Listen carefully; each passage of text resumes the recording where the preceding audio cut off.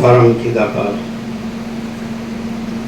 परम ज्योति, अखंड ज्योति, अनंत पूर्ण परम चिदाकाश, परम शांति, स्वयं सिद्ध, स्वयं प्रकाश, स्वयं पूर्ण, स्वस्वरूप, यही सब कुछ है, इसके सिवा कुछ नहीं है। शून्य भास, अनंत कोटि, महाकल्पो है ही नहीं। वसिष्ठराम निर्वाण उत्तरार्ध।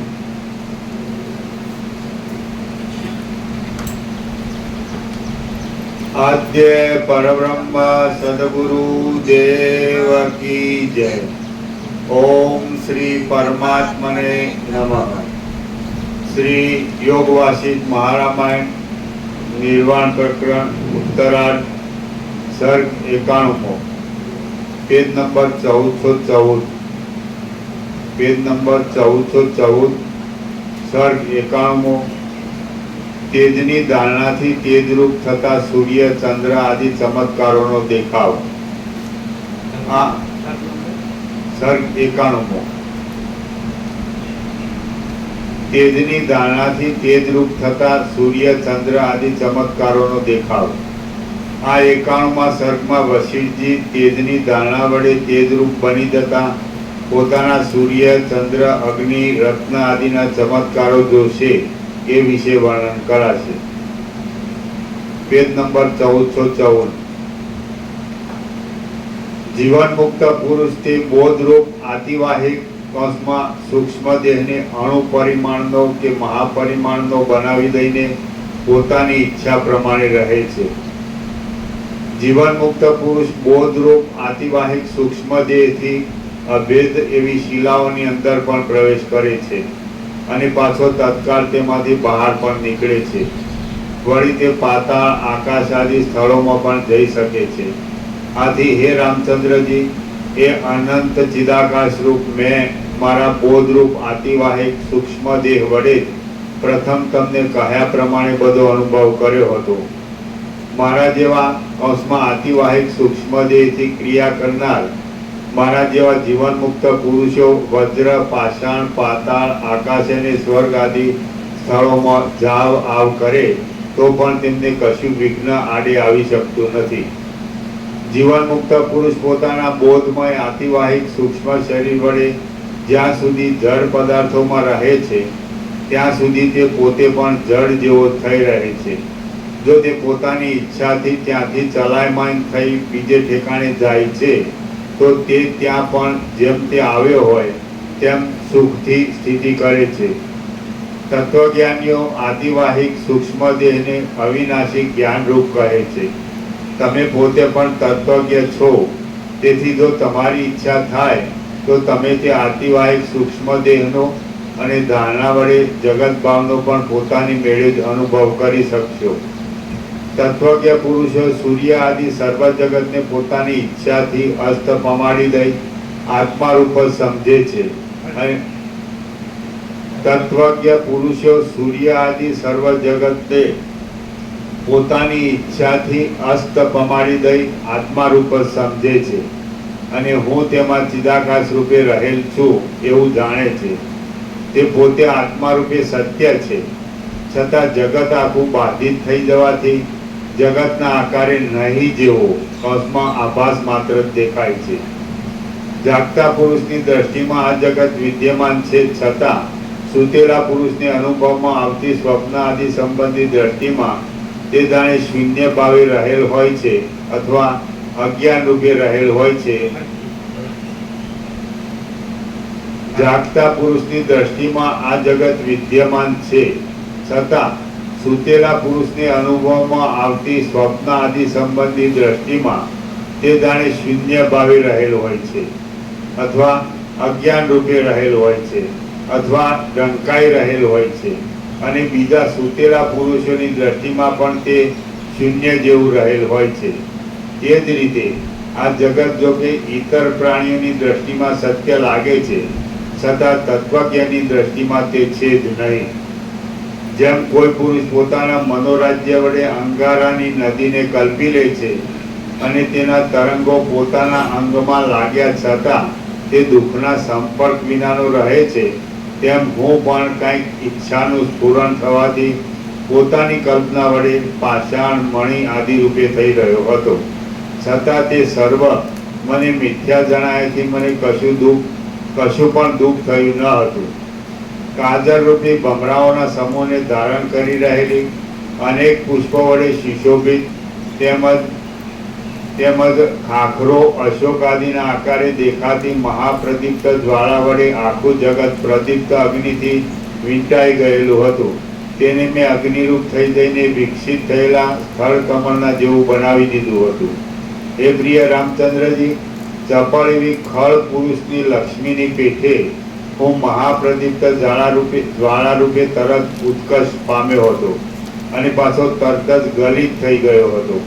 હે રામચંદ્રજી, તે જ રૂપ થઈ જઈને મેં પરમાણુ જેવડા અગ્નિના તણખામાં પણ પ્રથમ પ્રમાણે જગતની શોભા દીધી હતી. એ જગતની શોભા અને આ તમારી નજરે આવતા જગતની શોભા એ બંને પરબ્રહ્મરૂપ ચિદાકાશથી જરા પણ જુદી નથી. આ બાબતમાં જો તમારે દ્રષ્ટાંત જોતું હોય તો સ્વપ્નમાં દેખાતા અનેક નગરોનો સમૂહ અને પર્વતોનો સમૂહ જુઓ. શ્રી યોગવાસિક મહારામાયણમાં નિર્વાણ પ્રકરણના ઉત્તરાર્ધનો તેજસ જગત વર્ણન નામનો સર્ગ 91મો સમાપ્ત. સર્ગ 92મો. વાયુની દારણાથી વાયુ સ્વરૂપ તથા સર્વાત્મ્ય ભાવ. આ 92મા સર્ગમાં વશિષ્ઠજી વાયુની દારણા વડે વાયુરૂપ બની જતા તે સંબંધી કર્મનો વિસ્તાર વર્ણવી બતાવશે અને ત્યાર પછી પોતાના આકાશ ભાવ વિશે તથા સર્વાત્મ્ય ભાવ વિશે વર્ણન કરશે. વશિષ્ઠ બોલ્યા, પછી જગત જોવાના કૌતુકને લીધે મેં ધીર વૃત્તિ વડે પવનની દારણા બાંધી અને હું મહાવિસ્તારને પામ્યો. હું પવનરૂપ થઈ ગયો અને વેલરૂપી સ્ત્રીઓના સમૂહને આનંદ આપવા લાગ્યો. હું કમળ, ઉત્પલ, ડોલર આદિના નિકુંજની અંદરના સુગંધને સ્વાધીન કરીને તેની રક્ષા કરવા માંડ્યો. જળબિંદુઓને અને ઝાકળને હું લીલાથી ઉડાડવા લાગ્યો અને સુરત ક્રીડાથી થાકી ગયેલા પ્રાણીઓના સર્વ અવયવોને શીતળતાથી પ્રફુલ્લ કરવા ઈચ્છી રહ્યો. ઘાસ, ઝાડી, લતા, વેલ વગેરેના પાંદડાને હું કુશળતાથી કંપાવી રહ્યો અને લતાના, ઔષધિના, ફળોના અને પુષ્પોના સુગંધથી સુશોભિત રહેવા લાગ્યો. હું માંગલિક સમયમાં કૌંસમાં સારું ભાવી બતાવવા માટે કોમળતા, શીતળતા, મંદતા આદિ ગુણો ધારણ કરી રહ્યો. લલના લોકને લાડ લડાવવા લાગ્યો. ઉત્પાત કાળમાં મહાભયંકર થઈ રહ્યો અને પ્રલય કાળમાં મોટા પર્વતોને પણ પાંદડાની પેઠે ઉડાડી દેવા લાગ્યો. હું પવન રૂપે નંદનવનની અંદર ડોલર, મંદાર આદિ પુષ્પોના મકરંદની રજથી રાતારંગનો થઈ ગયો હતો અને નરકમાં અંગારાના ભારથી તથા ઘણી ઝાકળથી વ્યાપ્ત થઈ રહ્યો હતો. સમુદ્રની અંદર સરળ તરંગોના ઉછળવાથી મારા ચલનનું અનુમાન થતું હતું. આકાશમાં હું જાણે વાદળાને ખસેડીને ચંદ્રમારૂપી અરીસાને નિર્મળ કરતો હોઉં અને જાણે વાદળાને ખેંચી લાવી ચંદ્રમારૂપી અરીસાને ઢાંકી દઈ મલિન કરી દેતો હોઉં તેમ જણાતું હતું. નક્ષત્રરૂપી રાજસેનાને ચલાવવામાં હું વેગવાળા એક મોટા રથના જેવો હતો.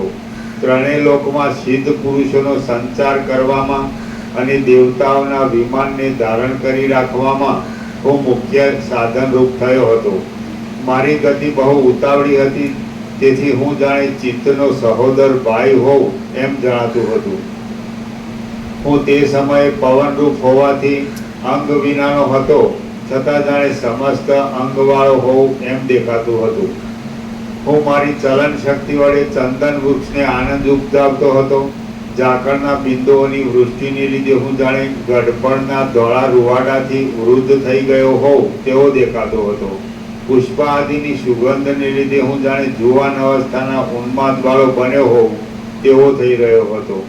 મૌન અને કોમળતાથી હું જાણે શિશુભાવને ધારણ કરી રાખતો હોઉં તેમ જણાતું હતું. નંદનવનમાં હું ઉદાર અને મધુર રૂપે રહ્યો હતો અને મારી ગતિ પણ મધુર અને ઉદાર હતી. કુબેરના સુંદર ચૈત્રરથ વનમાં હું મંદ મંદ રીતે ચારે બાજુ ફેલાતો હતો અને સ્ત્રીઓના સુરત શ્રમને નિવૃત્ત કરી દેતો હતો. ઘણા કાળ સુધી ગંગાના અવ્યરૂપ થઈ રહેલા તરંગોરૂપી હિંડોળામાં હિંચકવાથી હું જાણે મોટા શ્રમને પ્રાપ્ત થયો હોઉં એમ જણાતું હતું. બીજાઓના શ્રમને દૂર કરવાની ઉત્કંઠાથી હું મારા પોતાના શ્રમનો વિચાર કરતો નહોતો અને પારકાના મોટા મોટા શ્રમને દૂર કરતો હતો. પુષ્પોના ભારથી નમી ગયેલી ચપળ પત્રરૂપી હાથવાળી બંગડાઓરૂપી નેત્રને ધારણ કરી રહેલી અને જાણે વસંતની સ્ત્રીઓ જેવી દેખાતી લતાઓને હું ઘણા લાંબા કાળ સુધી કંપાવતો હતો. ચંદ્રબિંબમાં રહેલા અમૃતને ઘણા કાળ સુધી ઉપભોગમાં લઈ હું પૂર્ણતાવાળી આકાશરૂપી શૈયામાં શયન કરતો હતો અને કમળોના સમૂહને તોડી નાખી પોતાના તથા પારકાના સુરત શ્રમને નિવારતો હતો. બધી રજને મરજી પ્રમાણે લઈ જવામાં હું એક આકાશગામી ઘોડાના જેવો હતો. સુગંધરૂપી મદોન્મદ હાથીને ઉલ્લાસ આપવામાં હું એક તેનો મુખ્ય મિત્રરૂપ થતો હતો. વીજળીરૂપી રણશિંગાને વગાડી હું તેના ગંભીર શબ્દ વડે વરસાદરૂપી પશુઓની રક્ષા કરતો હતો. જળબિંદુઓરૂપી મોતીઓનો તો હું એક તાંતણાની પેઠે આધાર હતો. રજને સમાવી દેનારા જળને હું શોષી લેતો હતો. હું આકાશરૂપી પુષ્પના સુગંધ જેવો દેખાતો હતો. આથી આકાશના ગુણરૂપ શબ્દનો હું જાણે સહોદર ભાઈ હોઉં એમ દેખાતું હતું. હું પ્રાણીઓના અંગો તથા ઉપાંગોમાં પ્રવેશ કરતો હતો અને નાડીરૂપી પરનાળામાં પાણીના પ્રવાહની પેઠે વહ્યા કરતો હતો. સર્વ પ્રાણીઓના પ્રાણરૂપ હોવાથી તેમના મર્મસ્થાનમાં કામ કરનારા સર્વ પિત્ત કફ આદિનો હું એક આત્મારૂપ જેવો જ હતો. નિરંતર હું એક વટેમાર્ગોની પેઠે અહર્નિશ ભમવાનું જ કાર્ય કર્યા કરતો હતો. હૃદયરૂપી ગુફામાં હું કેસરી સિંહની પેઠે ઘર કરી રહ્યો હતો. અગ્નિની અંદર રહેલા બળને હું બરાબર રીતે જાણતો હતો. સુગંધરૂપી રત્નને હું લૂંટારાની પેઠે લૂંટી લેતો હતો. હું વિમાનરૂપી નગરના આધારરૂપ હતો.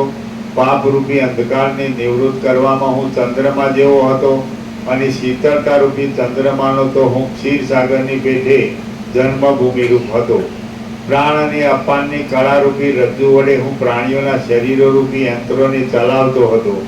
સમુદ્રના તરંગોને ઉછાળવાથી હું દ્વીપો સાથે શત્રુતા કરતો હતો. રજ વડે દ્વીપોમાં ભરતી કરવાથી તેની વૃદ્ધિ કરવાને લીધે હું તેના તરફ મિત્રતા પણ બતાવતો હતો અને તેને ધ્રુજાવતો પણ હતો. મનોરાજ્ય વડે નજર આગળ ખડા થઈ ગયેલા નગરની પેઠે હું પાસે હતો, છતાં મારું સ્વરૂપ કોઈના જોવામાં આવતું ન હતું. વીંઝણારૂપી તલમાં હું તેલ જેવો હતો અને ચપળતારૂપી હાથીને બાંધવાના ખીલારૂપ હતો. હું પ્રલયકાળમાં એક ક્ષણવારમાં જ બધા પર્વતોને ઉખેડી નાખતો હતો. જેમ ગંગાનો પ્રવાહ બધા તરંગોને એક કરી દે છે, તેમ હું નાના પ્રકારના રંગોમાં ધૂળનું મિશ્રણ કરી તે સર્વની એકતા કરી દેતો હતો. હું ધુમાડાના વાદળાના મોટા મોટા ગોટાઓને વહેતો હતો અને પાણીમાં મોટી ચકરીઓ પેદા કરતો હતો. ગંગાના પ્રવાહરૂપી મકરંદના જળસમૂહને ધારણ કરી રહેલા આકાશરૂપી નીલકમલમાં હું ભમરારૂપ થઈ રહ્યો હતો. મારો કંપમાં વંટોળિયા વાયુનો ઝપાટો લાગતા ઉખડી ગયેલા જૂના ઘાસોને હું ધીમે ધીમે ઘસડી જતો હતો. ક્રિયાશક્તિરૂપી કમલવનને હું સૂર્યની પેઠે વિકાસ આપતો હતો. શબ્દરૂપી વૃષ્ટિને વરસવામાં હું એક વરસાદના જેવો હતો. આકાશરૂપી જંગલમાં હું હાથીની પેઠે વિચરતો હતો. શરીરરૂપી ઘરમાં હું યંત્રની પેઠે નિરંતર શબ્દ કર્યા કરતો હતો. ધૂળરૂપી સ્ત્રીઓના સમૂહને અને વનપંક્તિરૂપ નાયિકાને આલિંગન કરવામાં હું એક નાયકના જેવો હતો. ઘી વગેરેને જમાવી દેવું, પાણી વગેરેને શોષી જવું, મેઘ વગેરેને ધારણ કરી રાખવું, ઘાસ આદિને કંપાવવું, ગંધને લઈ જવો અને તાપને દૂર કરવો, એ 6 કર્મ કરવાને લીધે મને ઠેઠ પ્રલય સુધી એક ક્ષણ માત્ર પણ વિશ્રામ મળતો ન હતો. હું નિરંતર રસને શોષી લેવામાં વ્યગ્રતાવાળો હતો અને જાણે તેજનો એક વાયુ હોઉં તેમ તેને ઉત્તેજન આપતો હતો. હું જ લેવડ દેવડ કરનાર હાથ પગ આદિ અવયવોને ચલાવતો હતો. શરીરરૂપી નગરની અંદર હું નાડીઓની માર્ગે અખંડ રીતે ગતિ કરતો હતો. અંતરસમય દેહરૂપી પાત્રમાં હું પ્રાણ અપાન આદિના આકારે ફરતો રહેતો હતો. હું આયુષ્યરૂપી પ્રાણનું રક્ષણ કરવામાં અને તેનો વ્યય કરવામાં એક મોટા વ્યાપારી જેવો હતો. શરીરરૂપી નગરીનો નાશ કરવામાં અને તેનું નિર્માણ કરવામાં હું બહુ પરાયણ થઈ રહ્યો હતો. અંતરસના મેલનું, તેના સારભાગનું તેમજ ત્વચા, રક્ત, માંસ આદિનું અથવા વાત, પિત્ત આદિ ધાતુઓનું પૃથ્થકરણ કરવામાં હું બહુ નિપુણ હતો. મેં એ વાયુભાવની અંદર એક પરમાણુ જેવડા સૂક્ષ્મ ભાગમાં પણ સર્વ જગતને જોયું હતું અને એ જગતમાં પણ પૃથ્વી આદિના રૂપે પ્રસિદ્ધ રીતે હું પોતે જ સ્થિરપણે ફેલાઈ રહ્યો હતો.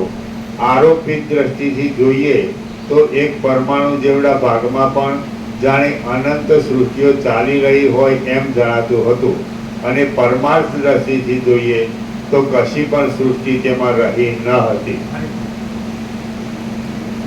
આરોપિત દ્રષ્ટિથી જોઈએ તો એક પરમાણુ જેવડા ભાગમાં પણ જાણે અનંત સૃષ્ટિઓ ચાલી રહી હોય એમ જણાતું હતું અને પરમાર્થ દ્રષ્ટિથી જોઈએ તો કશી પણ સૃષ્ટિ તેમાં રહી ન હતી. કેમ કે શૂન્યના જેવા પરમ તત્વમાં બીજા કોની સ્થિતિ સંભવે?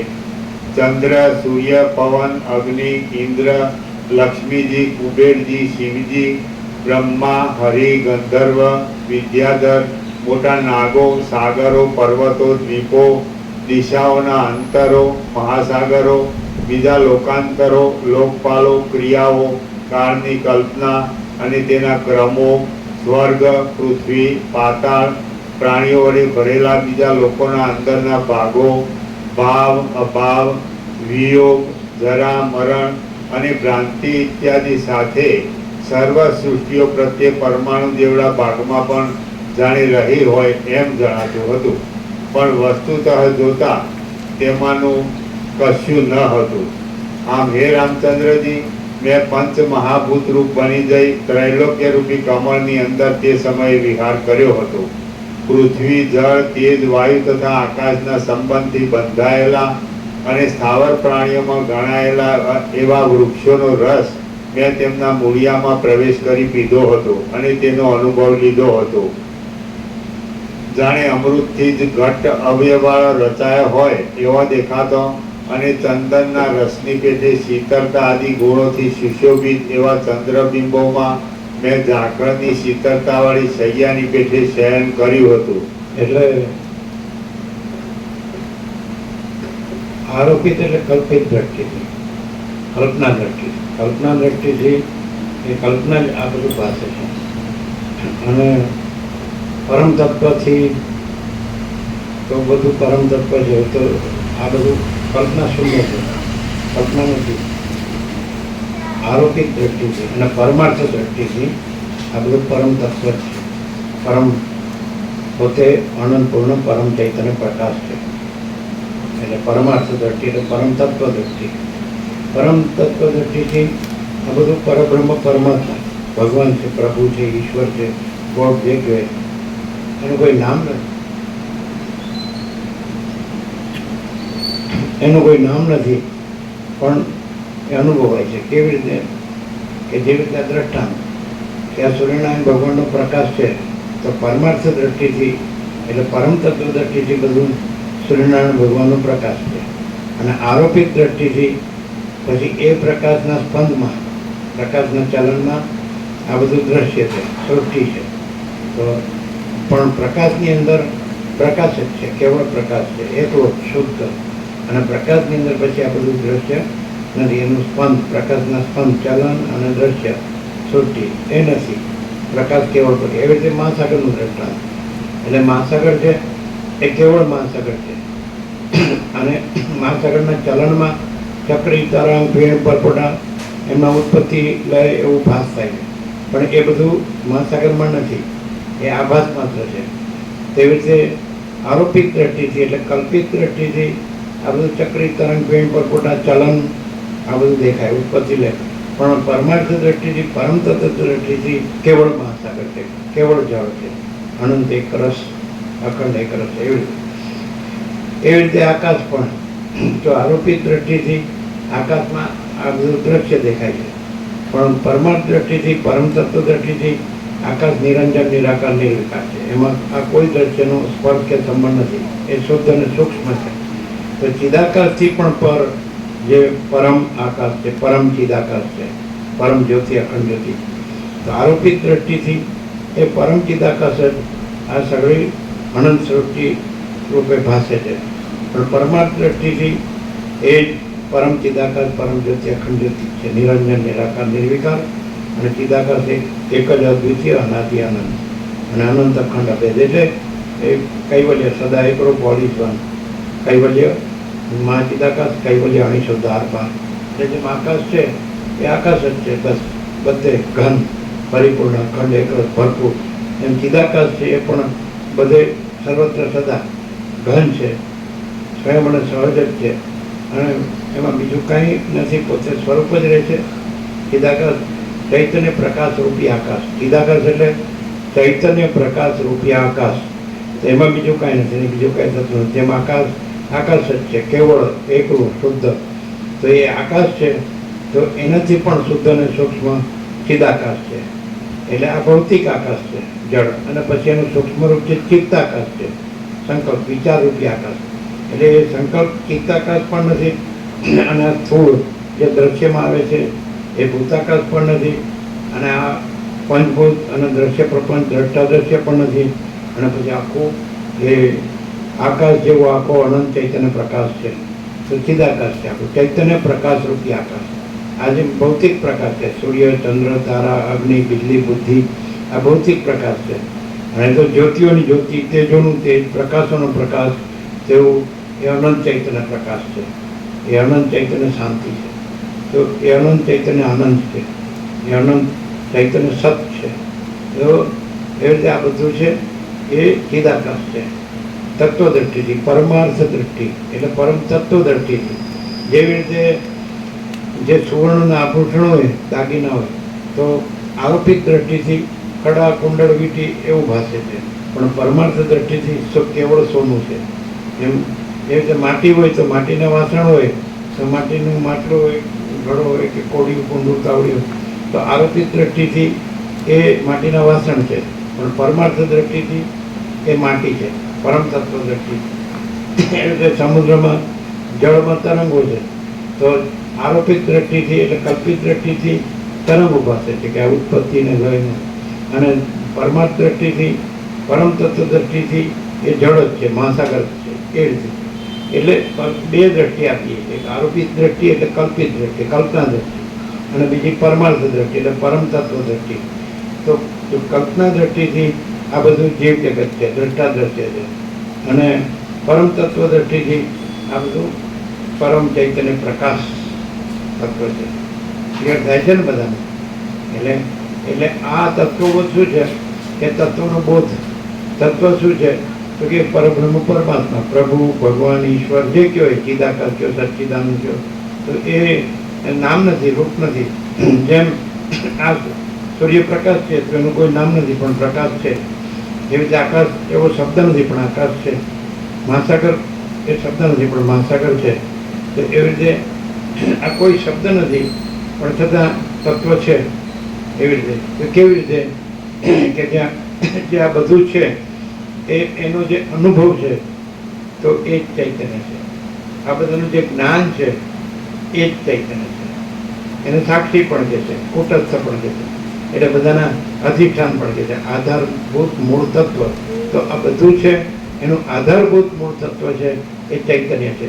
જેમ મહાસાગરમાં જે પરમાર્થ દ્રષ્ટિથી, પરમ તત્વ દ્રષ્ટિથી આધારભૂત મૂળ તત્વ કેવળ જળ જ છે, પાણી જ છે, બીજું કાંઈ નથી.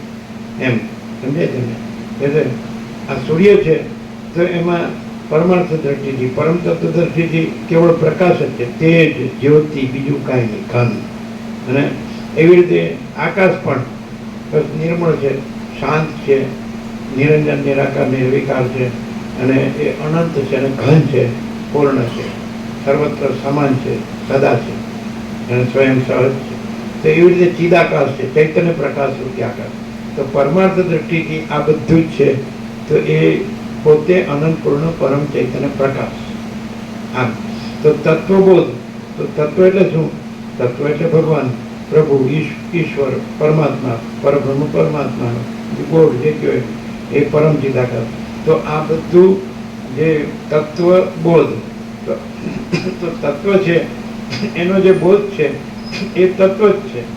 જેમ કે સૂર્ય છે તો એ સૂર્યનો બોધ છે, તો એ સૂર્ય જ છે, સૂર્ય પ્રકાશ છે, એ જ સૂર્ય બોધ છે. પ્રકાશ કારણ કે પોતાથી જ જણાય છે, એટલે એ જણાવવું એ જ્ઞાન છે, એ પ્રકાશ રૂપ જ છે. પ્રકાશ છે એ પોતાના પ્રકાશથી જ જણાય છે, એટલે જણાવવું એટલે જ્ઞાન, એટલે એ પ્રકાશ રૂપ જ છે.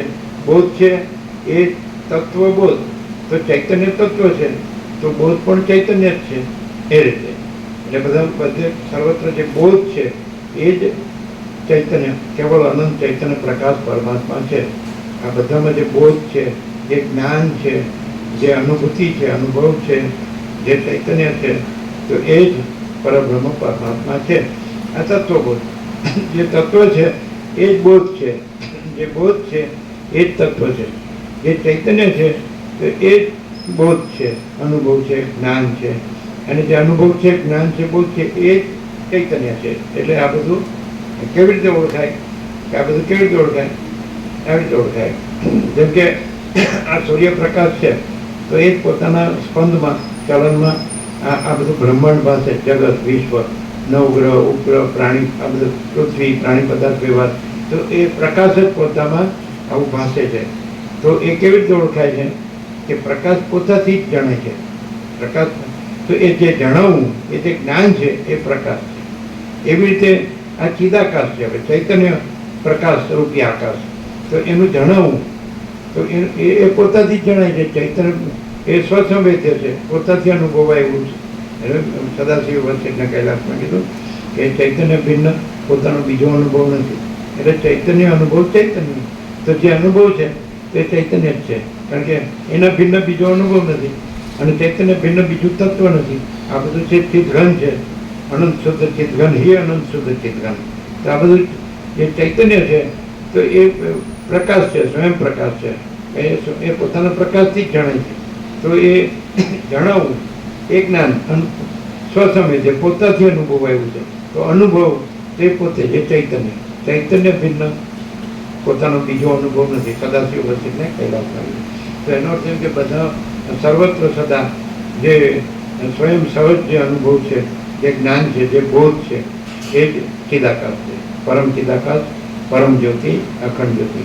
એટલે આ સરળ શ્રવણથી માણસને તત્વબોધ થાય છે. તત્વબોધ થાય છે એટલે એ તો છે જ, તત્વબોધ તો છે જ. જેમ કે સૂર્યપ્રકાશ તો છે જ, પણ માણસ છે એ સૂર્યપ્રકાશના સ્પંદમાં જે વિશ્વ ભાષે છે, બ્રહ્માંડ ભાષે છે, નવગ્રહ, ઉપગ્રહ, બધું એ બધું ભાષે છે. તો એ ભાસના દર્શનમાં આવી ગયો છે, તો એ પાછો પ્રકાશના દર્શનમાં આવી જાય. એવી રીતે આ ભાસના દર્શન, કે આ જીવ છે, આ જગત છે, આ નામરૂપ છે, આ ઉત્પત્તિ સ્થિતિ લય છે, અનેક છે, જુદું જુદું છે, તો એમાં આવી ગયો. ખાલી દર્શન છે એને ફેરવવાનું છે. જેમ રામકૃષ્ણ પરમહંસ કે સરસ દ્રષ્ટાંત આપે છે કે પેલા આપણા બાળપણમાં વાર્તાઓ છે કે રાજા હોય તો એ રાત્રે દિનચર્યા કરવા નીકળે, રાત્રે એવું ફાણસ, ચોર ફાણસ લઈને.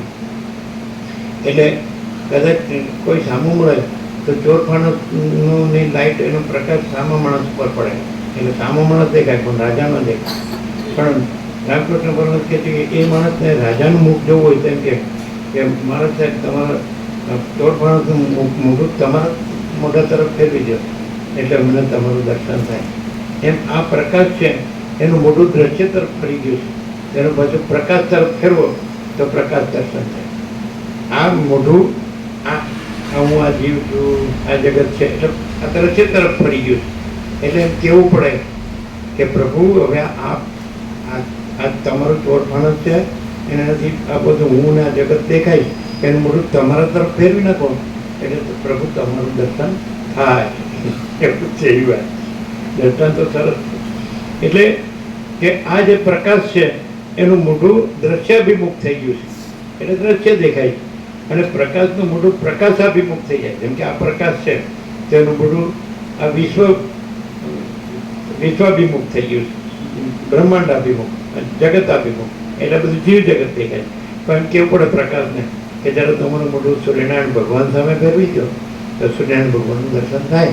એવી રીતે જે પ્રભુ પરમાત્મા છે, ભગવાન છે, ઈશ્વર છે, જે પરબ્રહ્મ છે, પરમ ચિદાકાશ છે, તો એ પ્રકાશ છે એનું મોઢું દ્રશ્ય તરફ થઈ ગયું છે. એટલે પછી આ બધું સૃષ્ટિ દેખાય છે, જગત, બ્રહ્માંડ, વિશ્વ, સંસાર, આ બધું. અને પાછું પ્રકાશ છે એનું મોઢું પાછું પરમ ચિદાકાશ પ્રકાશ છે, તો પરમ ચિદાકાશ ભણી મોઢું થઈ જાય આ તત્વબોધ. તત્વબોધ એટલે મોઢું તત્વ ભણી એટલે પરમ ચિદાકાશ ભણી થઈ જાય, એટલે પરમ ચિદાકાશનું દર્શન, અનુભૂતિ, સાક્ષાત્કાર થાય. આ છે આ તત્વ. એટલે જે પ્રકાશનું મોઢું આ દ્રશ્ય તરફ થઈ ગયું છે એ બાજુ તત્વ તરફ થઈ જાય. એટલે બે દ્રષ્ટિ, આરોપિત દ્રષ્ટિ એટલે કલ્પના દ્રષ્ટિ, ભ્રાંત દ્રષ્ટિ, ભ્રાંતિ દ્રષ્ટિ. એટલે કલ્પનાથી, ભ્રાંતિથી પ્રકાશમાં નથી એવું બધું દેખાય. અને પછી જ્ઞાનથી પછી એ અજ્ઞાનનો ભ્રમ નાશ પામે, અને જ્ઞાનથી પછી જ્ઞાન પ્રકાશ છે એ તત્વનો બોધ અનુભવ એ પ્રકાશ છે. અને તત્વ છે પરમ ચિદાકાશ, તેનું મોઢું પરમ ચિદાકાશ ભણી થાય, નામ તત્વબોધ. તત્વ એટલે પરમ ચિદાકાશ અને બોધ એટલે પરમ ચિદાકાશ પ્રકાશ. એ પ્રકાશનું મોઢું આ દ્રશ્યમાંથી અહીં ફેરવી દેવું, પરમ ચિદાકાશ ભણી. પ્રકાશ કોનો છે? પરમ ચિદાકાશનો. જ્ઞાન કોનો છે? એનું. આ પ્રકાશ કોનો છે? સૂર્યનારાયણ ભગવાન. તો આનું મોઢું જે દ્રશ્ય તરફ ફરી ગયું છે અને બધું જગત દેખાય છે, એની બદલે એનું મોઢું, પ્રકાશનું મોઢું સૂર્યનારાયણનું ભણી થઈ જાય, એટલે સૂર્યનારાયણ ભગવાનનું દર્શન થાય. આ છે તત્વબોધ. અને એટલે આરોપિત દ્રષ્ટિ એટલે આભાસ દ્રષ્ટિ, કલ્પના દ્રષ્ટિ, ભ્રાંતિ દ્રષ્ટિથી આ બધું આવું દેખાય છે, જગત દેખાય છે, જીવ જગત, દ્રષ્ટા દ્રષ્ટિ, પંચભૂત, આ બધું આકાશ, વાયુ છે, જળ, પૃથ્વી. એટલે કે હું કલ્પના માત્ર આ બધું, કલ્પનામાં આ બધું હતું, મારામાં બધું કાંઈ નથી. હું તો આ અનંત શુદ્ધ ચૈતન્ય પ્રકાશ રૂપી આકાશ જ છું, ચિદાકાશ જ છું, પરબ્રહ્મ પરમાત્મા. આ રીતે માણસને જ્ઞાન થાય. પછી આખો જે વિપરીત જે દ્રષ્ટિ થઈ ગઈ એ પછી દ્રષ્ટિ અવળી થઈ ગઈ છે, સવળી થઈ જાય. જે દ્રષ્ટિ માયા દ્રષ્ટિ થઈ ગઈ, મોહ દ્રષ્ટિ થઈ ગઈ, જીવ જગત દ્રષ્ટિ થઈ ગઈ, સંસાર દ્રષ્ટિ થઈ ગઈ. આમાં બધું કે જન્મે છે, જીવે છે, હું મારું કરે છે, રાગદ્વેષ કરે છે, સુખી દુઃખી થાય છે, બડા છોટા ભલા બુરા કરે છે. આ બધું સ્ત્રી પુરુષ છે, આ ઊંચ નીચ છે, આ ગરીબ કાઉન્ટર છે, આ રાય રંગ છે, આ વિદ્વાન મુખ છે, આ સંસારિક ત્યાગી છે. આ બધી આરોપિત દ્રષ્ટિ, કલ્પના દ્રષ્ટિ. અને પછી દ્રષ્ટિ ફેરવી લેવામાં આવે તત્વ દ્રષ્ટિ, તો પછી પરમ ચિદાકાશ, પરમ જ્યોતિ, આખી વ્યક્તિ. પછી બધું ભગવાન છે, બધું પ્રભુ છે, બધું ઈશ્વર છે, બધું પરમાત્મા, બધું ચૈતન્ય, સચિત આનંદ. અને એમાં શું છે? તો બસ પરમ પ્રકાશ, પરમ આનંદ, પરમ શાંતિ. અને આમાં શું છે? આ બધું આ તો કલ્પના જ છે, ભ્રમ જ, મોહ જ છે, ભ્રાંતિ છે, અજ્ઞાન જ છે. આમાં શું છે? બધું અસત, અસાર, દુઃખ, કેવું છે? મિથ્યા, નાશવાનું, કેવું છે? સ્વપ્ન જેવું, જાણવાના જળ જેવું. એટલે માણસ અજ્ઞાન દ્રષ્ટિ રાખે તો પછી એ આમાં ભમે, ભ્રાંતિમાં બસ ભટક્યા કરે. અને જ્ઞાન થઈ જાય એટલે પોતે અનંત પૂર્ણ પરમ ચૈતન્ય પ્રકાશ. સમજે? એટલે પોતે અનંત પ્રકાશ, અનંત આનંદ, અનંત શાંતિ. તો આ પરમાર્થ દ્રષ્ટિ એટલે તત્વબોધ, તત્વ દ્રષ્ટિ.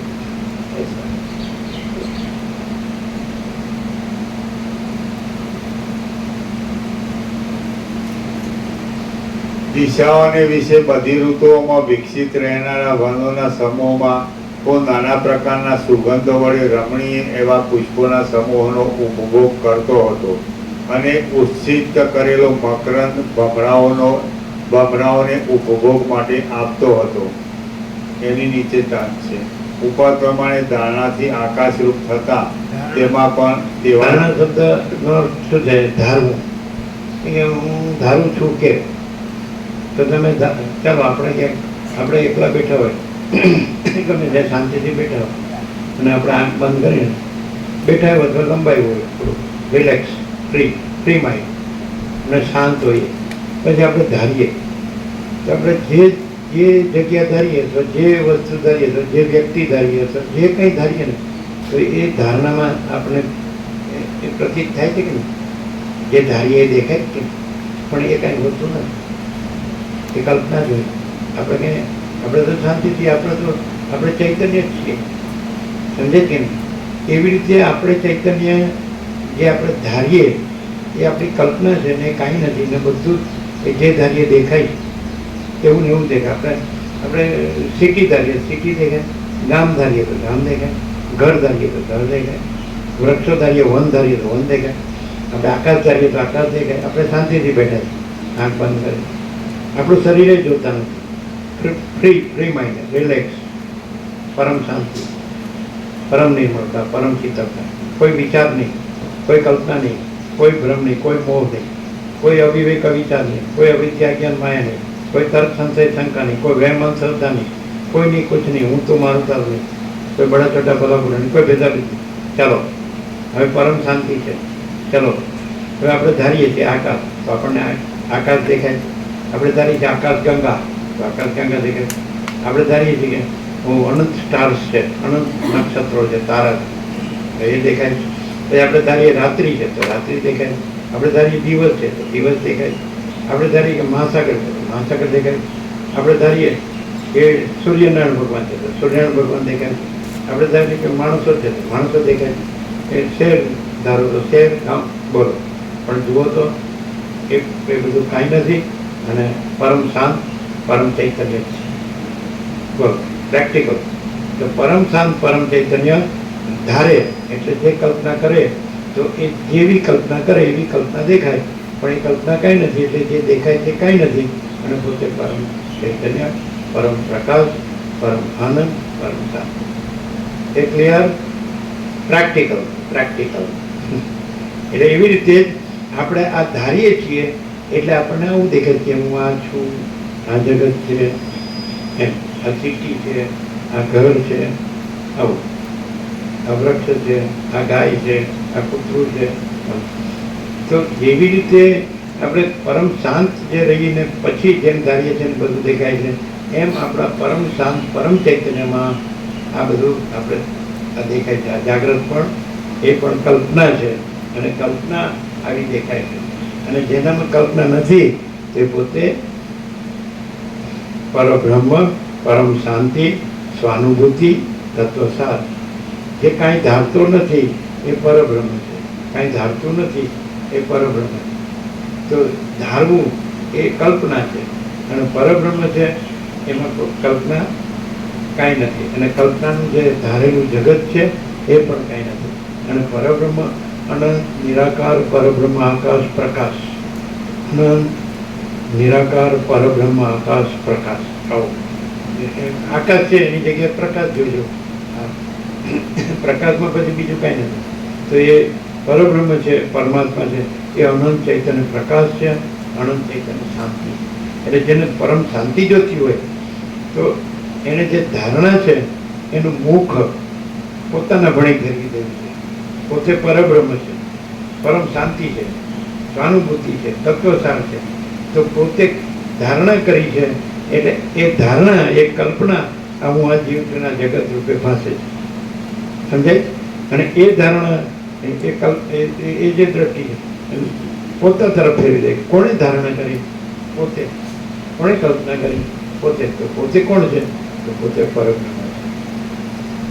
છે. થાય પોતે પરમાત્મા છે, પરમેશ્વર, પોતે પરમ ચૈતન્ય છે, પોતે પરમ સત્ય છે, પોતે પરમ આનંદ છે, પોતે પરમ શાંતિ છે, પોતે પરમ ચિદાકાશ છે, પોતે પરમ જ્યોતિ છે, પોતે અખંડ જ્યોતિ છે, પોતે અનંત ચૈતન્ય પ્રકાશ. તો ધારણા છોડી દે એટલે પોતે તો છે જ. જરાક આપણે એકદમ એમ કંઈ આપણે ધારતા નથી અને પરમ શાંત છીએ. આપણા આ જીવને દેહને મનને પણ ધારતા નથી અને જગતને પણ ધારતા નથી.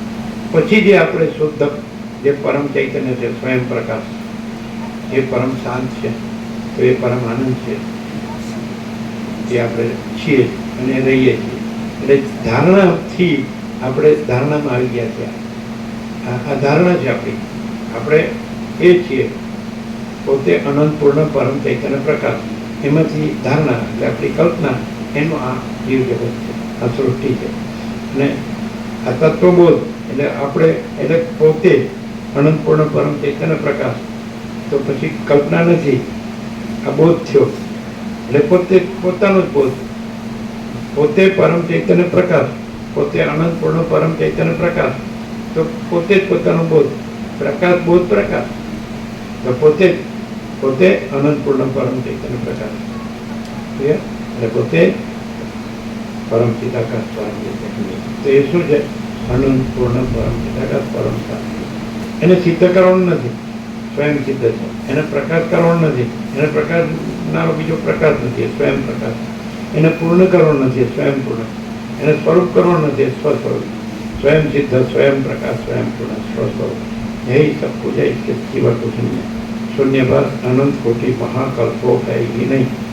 कल्प એટલે સૃષ્ટિ, એક સૃષ્ટિ સ્થિતિ પ્રલય ચક્ર, એક જન્મ જીવન મૃત્યુ ચક્ર, એને એક કલ્પ છે. કલ્પારંભથી કલ્પ. એમ કે સમુદ્રમાં એક તરંગ ઉઠ્યો અને રહ્યો અને પાછો લીન થઈ ગયો, એને એક કલ્પ કહેવાય. એક આખું સૃષ્ટિ ચક્ર, એને એક કલ્પ કહેવાય. તો અનંત કોટી શૂન્ય ભાસ અનંત કોટી મહાકલ્પો એ નહીં. એ ખાલી ધારણા છે. આપણે પરબ્રહ્મ પરમાત્મા છીએ. આપણે પોતે પરમ અનંત પૂર્ણ પરમ ચૈતન્ય પ્રકાશ છીએ. આપણે પોતે પરમ ચિદાકાર છીએ. પરબ્રહ્મ પરમાત્મા છીએ. પરમેશ્વર, પુરુષોત્તમ, પરમ પદ, પરમ કૈવલ્ય. આપણું સ્વરૂપ શું છે? તો કે પરમ પ્રકાશ, પરમ આનંદ, પરમ શાંતિ. અનંત પ્રકાશ, અનંત આનંદ, અનંત શાંતિ. એટલે જે કેવળ સ્વરૂપ રહે છે તો એ પરબ્રહ્મ પરમાત્મા, પરમ ચિદાકાર. અને જે ધારણા કરે છે તો પછી એ ધારણા આવી દેખાય છે.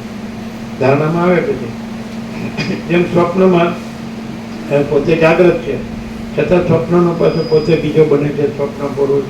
પછી એ સ્વપ્ન પુરુષની પાછી સ્વપ્ન સૃષ્ટિ દેખાય. એ સ્વપ્ન પુરુષને ધ્રુવ આકાશ પણ દેખાય, એને લીલો મહાસાગર પણ દેખાય, મહાસાગરનું જળ એવું. અને પછી એને નદી પણ દેખાય, અને પછી એને પૃથ્વી પણ દેખાય, પછી ઘરો પણ દેખાય, પછી મનુષ્ય દેખાય છે, વૃક્ષ દેખાય છે, દેખાય બધું દેખાય. પણ એ કાંઈ છે એ ધારણા, કલ્પના, ભ્રમ છે કે પણ પછી જાગૃત થઈ જાય તો એ કાંઈ નથી. એમ આમાં પણ તત્વબોધ, એટલે તત્વ જાગૃતિ, ચૈતન્ય પોતે જ પ્રકાશ છે, પોતે જ અનુભવ છે, પોતે જ જ્ઞાન છે, પોતે જ બોધ છે. એટલે પોતાથી પોતાનો બોધ. એમ પોતાનું જે સાક્ષી ચૈતન્ય સ્વપ્નનું સાક્ષી છે, પણ એ સાક્ષી ચૈતન્ય છે અને સ્વપ્ન નથી. એમ એ સાક્ષી ચૈતન્ય સુસુપ્તિ નિદ્રાનું સાક્ષી છે, તો પોતે સાક્ષી ચૈતન્ય છે, નિદ્રા નથી. એમ પોતે સાક્ષી ચૈતન્ય આ જાગૃત છે, એને જુએ છે, જાણે છે, પણ પોતે સાક્ષી ચૈતન્ય છે, જાગૃત નથી. જેમ સ્વપ્ન નથી, સુસુપ્તિ નથી, જાગૃત નથી, એ ત્રણે બદલાય છે, પણ સાક્ષી એને જાણનાર સાક્ષી ચૈતન્ય બદલાતું નથી. આપણે સાક્ષી ચૈતન્ય છે, એ જ આપણે સાક્ષી પરમાત્મા છે, જાણનાર. આ બધું જાણનાર. પણ પછી કલ્પના માત્ર, ધારણા માત્ર. જેમ આપણે સ્વપ્ન ભાસે છે પણ નથી, અમને જાણવાનું જળ ભાસે છે પણ એમાં પાણી નથી, એમ આપણે પછી આ બધો સંસાર ભાસે છે, પણ આપણે તો સાક્ષી પરમાત્મા છીએ અને સંસારને જાણનારા છીએ, પણ આપણામાં સંસાર નથી ને આપણે સંસારમાં નથી. ઊંધું થઈ ગયું. આપણે સાક્ષીમાંથી સ્વપ્નમાં આવી ગયા અને તત્વ બદલે આપણે પાછા આપણો જ બોધ કે આપણે કોણ છીએ? તો આપણે સાક્ષી પરમાત્મા છે, આપણા સ્વપ્ન નથી. આ તો સ્વપ્ન છે, હું આ સ્વપ્ન પુરુષ છું, પછી અમારી સ્વપ્ન સૃષ્ટિ છે. આ તો આપણે તાના સાક્ષી પરમાત્મા છીએ. આ તો આપણું સ્વપ્ન ભ્રમ કાંઈ સમજે. આ તત્વ એટલે બોધ પોતે જ છે, પોતે જ બોધ છે, પોતે જ ચૈતન્ય છે, પોતે જ જ્ઞાન છે, પોતે જ અનુભવ છે, પોતે જ પ્રકાશ છે, તેજ છે, જ્યોતિ છે, અને આ પોતાની કલ્પના છે. એટલે જ્ઞાની માણસ હોય તો એ સાક્ષી પરમાત્મા રહેલો હોય એટલે એને સંસારનો અનુભવ ન હોય. એટલે એ પોતે સંસારમાં એનું હોય અને એનામાં સંસાર એનું હોય. એટલે એનામાં શું હોય તો કે પરમ પ્રકાશ, પરમ આનંદ, પરમ શાંતિ. અને જો સ્વપ્નમાં આવી જાય તો પછી સ્વપ્નનું બધું લાગે, સ્વપ્નનો દ્વંદ્વ બધા આમાં જે દેખાતું હોય એમ જે થતું હોય એ બધું લાગે પોતાને કે મને આમ થાય છે, મને આમ પડતું આ નથી. તું આને જાણનાર આનાથી ઉપર સાક્ષી પરમાત્મા છે અને આ તો તારું સ્વપ્ન છે. આ સંસાર છે એ તો અને કેટલા પણ હોય છે. સંસાર સ્વપ્ન જેવો છે, જાણવાના જળ જેવો છે, મિથ્યા છે, નાશવંત છે, અસત છે, અસાર છે, દુઃખ છે, એમ કેતાય હોય છે. પાછા અમે રહેતાય હોય. પણ જ્ઞાની એમાં રહેતો નથી અને એનામાં જ્ઞાનીમાં એ રહેતું નથી. હવે કોઈ એમ કહે કે જ્ઞાનીનું દેહ એ સામાન્ય માણસ જેવો દેખાય કે કોણ ના પાડે. પણ એને પૂછો કે તમે જે સામાન્ય માણસ જેવા દેખાવ એ કોણ છો? તો કે હમ કુછ નહીં, हमारा कुछ नहीं, हम कुछ नहीं जानते, हम कुछ नहीं करते, माटी दाकार जो है सो है. તો પછી તમે એમ કહો એ તો તમે આરોપિત દ્રષ્ટિથી તમે આપી દો. તમને સામાન્ય માણસ તરીકે કીધા કે ભાઈ તમે કાંઈ નથી, તમારું કાંઈ નથી, તમે કાંઈ જાણતા નથી, તમે કાંઈ કરતા નથી અને માટી દાકાર જો હે સो.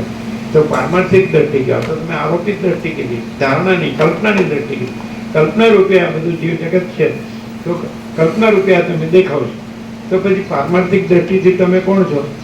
પરમ ચિદાકાશ, પરમ જ્યોતિ, અખંડ જ્યોતિ, મહાચિદાકાશ, સ્વયં પ્રકાશ, સંપૂર્ણ પ્રકાશ, પૂર્ણ બ્રહ્મ, અનંત તેજગન, અનંત ચિદગન, પરમાકાશ, કેવલ અનંત શુદ્ધ તેજગન, પરમાકાશ, અખિલ આત્મા, પૂર્ણ બ્રહ્મ, પરમાત્મા. પારમાર્થિક દ્રષ્ટિથી તમે જુઓ તો અમે જો રહેશો હૈ.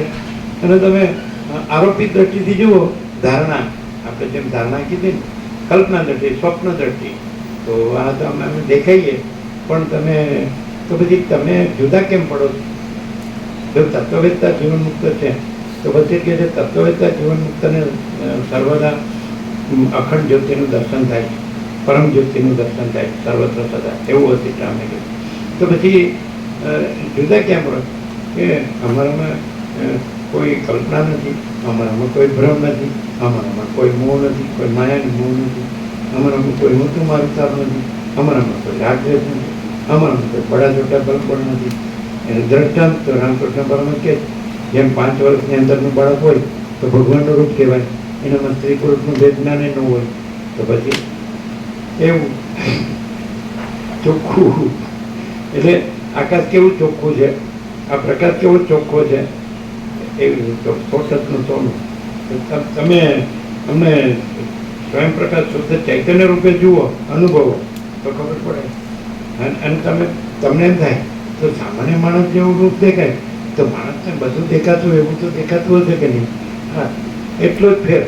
અજ્ઞાનનો ભ્રમ હોય તો એ કાંઈ નથી, એ બધું છે એવું લાગે.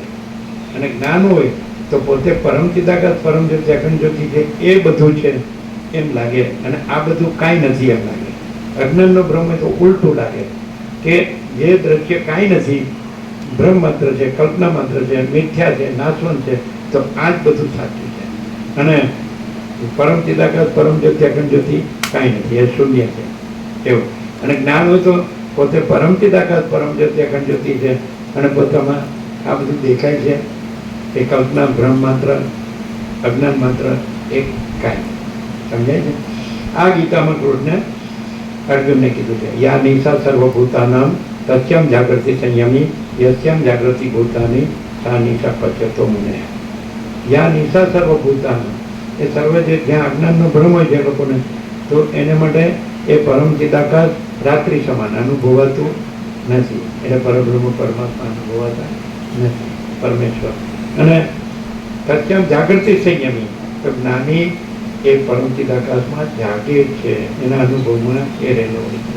અને એનું દર્શન છે, એનો સાક્ષાત્કાર છે, પોતે આ નથી, પોતે આ સ્વપ્ન જેવું, જાનવરના જળ જેવું આ દ્રષ્ટા દ્રશ્ય અને આ પંચભૂતને એનું જગત દ્રશ્ય આ કાંઈ નથી. અને પોતે પરમ ચિદાકાશ સ્વરૂપ. તો યાની સા સર્વભૂતાનામ તસ્યમ જાગૃતિ સંયમી, જે સર્વ અજ્ઞાન ભ્રમવાળાને જે રાત્રિ સમાન છે, નિશા. શું? પરમ ચિદાકાશ, પરબ્રહ્મ પરમાત્મા અનુભવાતા નથી. તો તસ્યામ જાગૃતિ થઈએ ને, જ્ઞાની એમાં જાગે છે, એટલે એના અનુભવથી એમાં રહે છે. યસ્યામ જાગૃતિ ભૂતાની સા નિશા પશ્ય તો મને કૃષ્ણ કે અર્જુન ગીતામાં, યસ્યામ જાગૃતિ ભૂતાની, જે આ અજ્ઞાનના ભ્રમમાં, આ સંસારમાં અજ્ઞાન, જેને અજ્ઞાનનો ભ્રમ છે એ આમાં જાગે છે અને આનો અનુભવ છે. તો સા નિશા પશ્યત મુને હે, જેને એ પરમ ચિદાકાશ પરમ જ્યોતિ અખંડ જ્યોતિનું દર્શન છે, અનુભૂતિ સાક્ષાત્કાર છે. તો સા નિશા એને માટે આ સંસારનો ભ્રમ રાત્રિ સમાન છે, અનુભવાતો નથી. એટલે શું એનું કહેવાનું શું? અજ્ઞાનીને એ પરમ ચિદાકાશ અનુભવાતું નથી, અને જ્ઞાનીને એ પરમ ચિદાકાશ અનુભવાય છે. અને અજ્ઞાનીને એ જે પરમ ચિદાકાશમાં જ્યાં દ્રશ્યનો ભ્રમ કાંઈ નથી એ અનુભવાય છે. પણ જે પરમ ચિદાકાશમાં રહે છે તો એને આ અજ્ઞાનનો ભ્રમ અને આ દ્રશ્યનો ભ્રમ એ અનુભવાતો નથી. આવું કૃષ્ણ અર્જુનને ગીતામાં કહે. બીજો અધ્યાય સાંખ્યયોગનો 69મો શ્લોક છે. જ્ઞાની સ સર્વભૂતાનું તસ્યામ જાગૃતિ સંયમ, યસ્યામ જાગૃતિ ભૂતાનું તાની સ પશ્યતમ મુને. એમ કે અર્જુન આવું છે ત્યારે તો તું જાગ. આ તને વિષાદ મોહ શોખ છે એ તો અજ્ઞાનનો ભ્રમ છે. તું જાગ કે આ બધો પરમ ચિદાકાશ પરમ જ્યોતિ અખંડ જ્યોતિ છે, અને અજ્ઞાનનો ભ્રમ અને આ બધો દ્રશ્યનો ભ્રમ, આ બધું દ્રષ્ટા દ્રશ્ય ને પંચભૂત ને દ્રશ્ય પ્રપંચ, આ બધું જગત ને બધું કાંઈ તત્વબોધ શું છે કે જે પોતાનું બધાની અંદર બધાનું સંપૂર્ણ સાચું, સંપૂર્ણ ભ્રાંતિ રહી જે શુદ્ધ સ્વરૂપ, તો એનો પ્રકાશ. તત્વ એટલે શું? સર્વની અંદર સર્વનું પોતાનું જે સાચું શુદ્ધ સ્વરૂપ, સ્વયં પ્રકાશ શુદ્ધ ચૈતન્ય સ્વરૂપ, સત ચૈતન્ય આનંદ સ્વરૂપ, શાંતિ સ્વરૂપ, એટલે તો એનો બોધ, પોતાનો જ બોધ, પોતાનો તત્વ પારમાર્થી, આરોપિત ધારણા, કલ્પના. આમ ધારણા કરી તો આવું બધું દેખાય, કલ્પના દેખાય. પછી જ્ઞાન થાય તો આ તો ભ્રમ છે, આ ધારણા જે ખોટી છે, એ ધમ શાંતિ. તો એ જેવું ધારવું, કલ્પના કરવી એ કાંઈ નથી, સમજાય? અને કલ્પના નથી તો સ્વયં સાક્ષી પરમાત્મા તો છે. તો સ્વયં પરમ ચિદાકાશ પરમ જ્યોતિ અખંડ જ્યોતિ છે, અનંતપૂર્ણ પરમ ચિદાકાશ પરમ શાંતિ છે, સ્વયં સિદ્ધ સ્વયં પ્રકાશ સ્વયં પૂર્ણ સ્વસ્વરૂપ છે.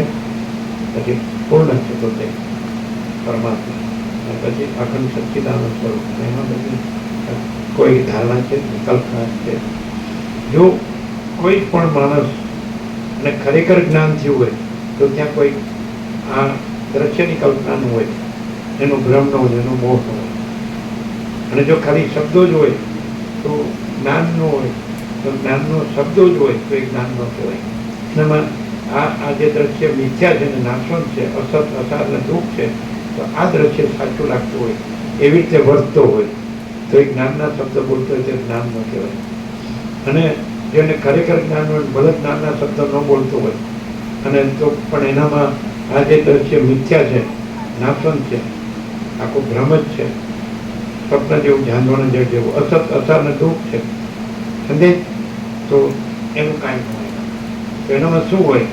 એમાં અનંત પ્રકાશ, અનંત આનંદ, અનંત શાંતિ જ હોય. એ કેવી રીતે ખબર પડે? એના સાનિધ્ય માત્રથી અનુભવાય. એના સાનિધ્યથી આ દ્રશ્યનો ભ્રમ દૂર થાય. એના સાનિધ્યથી એ આપણા પોતાના સાચા સ્વરૂપનું જ્ઞાન થાય કે આપણે ખરેખર પરબ્રહ્મ પરમાત્મા છીએ, પરમ ચિદાકાશ છીએ, મહાચિદાકાશ છીએ, પરમાકાશ છીએ, અખંડ સચ્ચિદ આનંદ સ્વરૂપ છીએ. આ બધું કાંઈ નથી, હું કાંઈ નથી, આ જગત કાંઈ નથી. એના સાનિધ્યથી પરમ શાંતિ અનુભવાય, અંદર આત્માની સાચી શાંતિ અનુભવાય. કેમ? કારણ કે એનામાં એ આત્માની સાચી શાંતિ છે, એનામાં કોઈ ભ્રાંતિ નથી, દ્રશ્ય નહીં કે આ હું છું ને જગત છે, આ હું છું, આ પોતે છે ને બીજા છે ને પોતાનું છે ને બીજાનું છે ને, આ દેખાદેખી ચડતા ચડતી, સારું ને ખોટું ને, આ બડા છોટા ભલા બુરા ને, આ સ્ત્રી છે ને આ પુરુષ છે, આ બાળક છે ને યુવાન છે ને વૃદ્ધ છે, આ વિદ્વાન છે ને આ મૂર્ખ છે ને સંસારી છે ને ત્યાગી છે ને ઊંચ છે ને નીચ છે ને, કાંઈ ન હોય. જેમ આકાશમાં આકાશ જ છે, બીજું કાંઈ નથી, એમ પોતે પરમ ચિદાકાશમાં પરમ ચિદાકાશ જ છે, બીજું કાંઈ નથી. સામાન્ય માણસ એવો દેખાય પણ એ આરોપિત દ્રષ્ટિથી, કલ્પના દ્રષ્ટિથી, પણ પારમાર્થિક દ્રષ્ટિથી તમે એને અનુભવો. પરમ સત્ય, પરમ ચૈતન્ય, સમજાય છે, પરમ પ્રકાશ દ્રષ્ટિથી તમે અનુભવો તો એ પરમ ચિદાકાશ પરમ જ્યોતિ અખંડ જ્યોતિ છે. એમાં બીજું કાંઈ નથી ને બીજું કાંઈ થતું નથી. સાનિધ્યથી પણ થતું, અને સાનિધ્યથી પણ માણસને પણ પરમ પ્રકાશ થાય, પરમ આનંદ થાય, પરમ શાંતિ થાય, પરમ સત્ય, એ પરમ સત્ય અનુભવ સમજાય એવું. એનાથી પછી તમને કોઈ ભ્રાંતિ ન દેખાય. એના સાનિધ્ય તમે જેમ સૂર્યોદય થાય એટલે રાત્રિનો અંધકાર અદૃશ્ય થઈ જાય, એમ તમે એવા અખંડ બ્રહ્મ સૂર્યરૂપ જો કોઈ હોય તો એના સાનિધ્યમાં પછી અખંડ બ્રહ્મનો પ્રકાશ થઈ જાય અને પછી અજ્ઞાન અંધકારનો અદૃશ્ય થઈ જાય. અજ્ઞાન આ બધું આ દેખાય છે અજ્ઞાન અંધકાર, અનાશરણ છે, મિથ્યાને નાશરણ છે, અને એ સત્ય છે અને અવિનાશી. સમજાય આવું.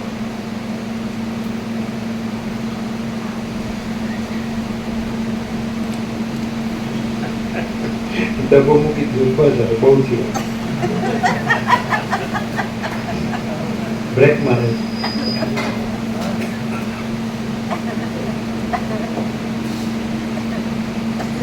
ઉપર પ્રમાણે ધારણાથી આકાશરૂપ થતા તેમાં પણ તેવા જ અનુભવો વિશે સમજી લેવું અને ઉત્સિત કરેલો મકરંદ ભમરાઓને ઉપભોગ માટે આપતો હતો. એટલે એકચ્યુઅલી આપણે સાક્ષી પરમાત્મા છીએ અને આ બધી આપણી ધારણા છે કે હું આ છું ને જગત.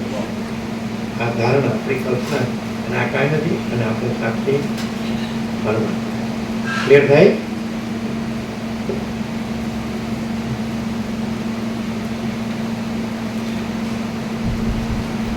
આકાશરૂપી આંગણામાં ફેલાઈ રહેલી ઉન્નત અને સારી રીતે પથરાઈ રહેલી ધોળા વાદળાની માળા રૂપી શૈયાઓ ઉપર મેં જાણે માખણની કોમળ સ્થલીમાં શયન કરતો હોઉં તેમ શયન કર્યું હતું. દેવતાઓની અને સિદ્ધ લોકોની સ્ત્રીઓના તો તમે આ વસીથી પ્રકાશથી આ બધાની અંદર પોતાનું જે પરમ ચિદાકાશ પરમ જ્યોતિ અખંડ સ્વરૂપ અખંડ જ્યોતિ સ્વરૂપ અનુભવાય તો જે તત્વબોધ સાચો, અને આ હું જગત આ ભ્રાંતિ કાંઈ નથી એવો અનુભવ હોય તો જ આ તત્વબોધ સાચો. જો તમને થોડું બી મિક્સ રહે તો એ તત્વબોધ ખોટો. અને ચોખ્ખું 100% સોનું, પછી એમાં નો બગસરા ઇમિટેટેડ, બગસરા ઇમિટેટેડ નહીં, સમજે જવાબ 24 કેરેટ એવું અહીંયા અનુભવાતું હોય તો જ આવવું, નહીં તો સમય પકડવો નહીં.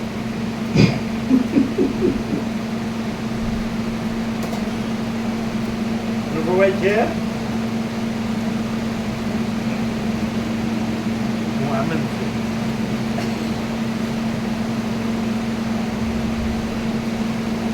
દેવતાઓની અને સિદ્ધ લોકોની સ્ત્રીઓના પુષ્પની પાંખડીની પેઠે કોમળતાવાળા અને શ્યામ લક્ષ્મી વડે સુશોભિત એવા અંગોમાં મેં કામ વાસના વિના શયન કર્યું હતું. મેં કમલિનીના વન વિશે અને કુમુદ, કલ્હાર તથા કમલ આદિ પુષ્પોને વિશે કલહંસની સ્ત્રીઓ સાથે પીડા કરતા કોમળ એવા કોલાહલનો અવાજ ઉત્પન્ન કર્યો હતો. બ્રહ્માંડ રૂપ થઈ જતા મેં ગતિ કરનારી નદીઓને ટકાવી રાખવામાં તો વાયુનું જ છે ને, વાયુનું મેઇન તો પ્રકાશ તો આખો આવી ગયો, આખો પ્રકાશ છે અને આ આભાસ કાંઈ નથી. આ ધારણા જ છે, એને કીધે એઝમ્પશન, ધારણા, કલ્પના, ઇમેજિનેશન, રિફ્લેક્શન, પ્રતિભાસ. ये कुछ नहीं, ये मैं कुछ हूँ, ये जगत कुछ हूँ और मैं परम पिता का परम ज्योति ज्योति. क्लियर? गुजराती समझ में आई? तो હવે નવા આવ્યો હોય તેના વચન આપી જાય, બધાને પ્રસાદ આપી દીધો.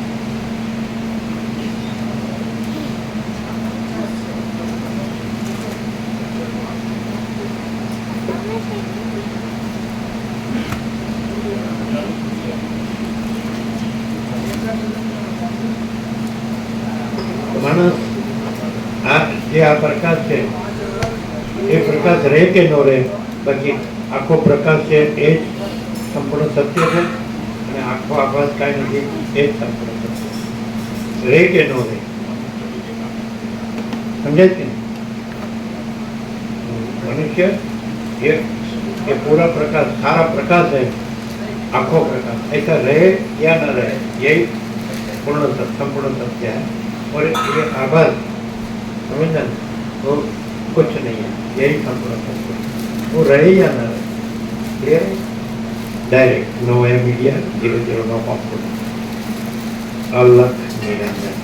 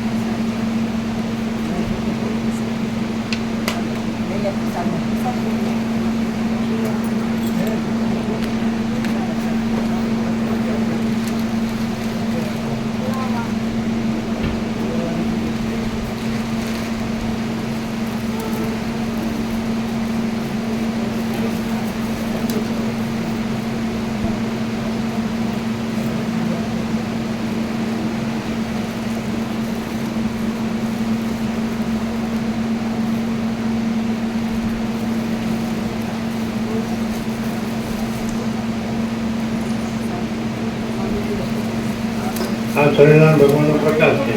માણસ પ્રકાશમાં રહે કે ના રહે, પ્રકાશ પ્રકાશ છે. અને અંધારામાં રહે તો અંધારું કાંઈ નહીં. અંધકારમાં રહે, અંધારામાં એમ કે ભાઈ તમે અંધારામાં છો, નથી ને ભાઈ તમે અંધારામાં છો, પ્રકાશમાં આવો. તો માણસ પ્રકાશમાં રહે કે અંધકારમાં? પ્રકાશ સત્ય છે, અંધકાર સત્ય કે નહીં? જ્ઞાન સત્ય છે, અજ્ઞાન સત્ય છે. બોધ સત્ય છે, મોહ અસત્ય.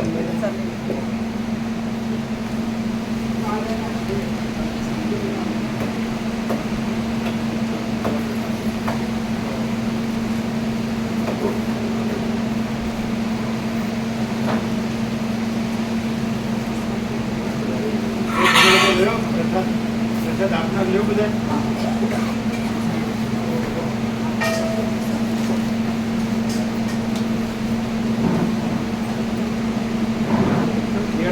મામા પ્રભુ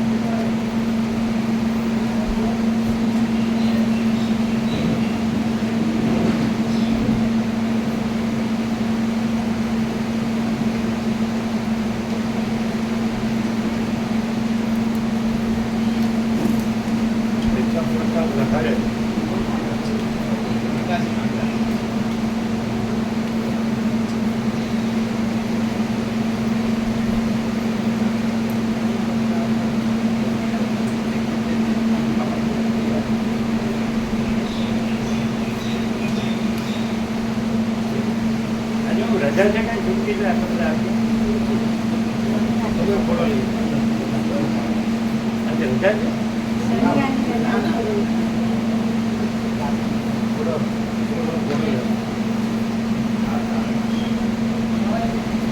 ઓફિસ ક્યાં છે?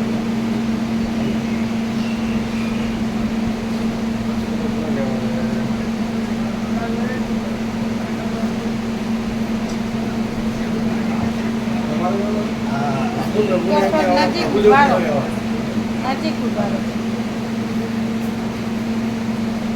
આવા તો.